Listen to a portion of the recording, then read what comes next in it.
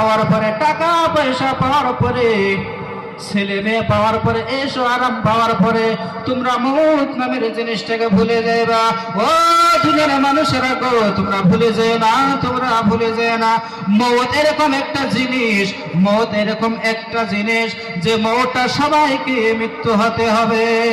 ও ভাই গো, আল্লাহ তাআলা বলে তোমরা দুনিয়ার এসো আরাম পায়া, বিবাচ্চা পায়া, ছেলে মেয়ে পায়া, ধন সম্পত্তি পায়া, তোমরা জানি এই মৌতটাকে জানি তোমরা ভুলে না থাকো।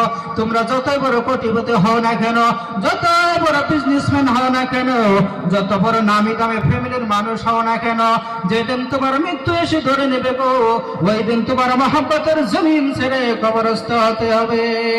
ও ভাই গো, আল্লাহ বলে জানি তোমরা দুনিয়ার নিয়ামত পায়া, দুনিয়ার টাকা পয়সা পায়া, দুনিয়ার এসো আরাম পায়া, তোমরা জানি মৌত নামের বস্তুটা ভুলে না যায়, জানি তোমরা গোমরা হয়ে না যাও।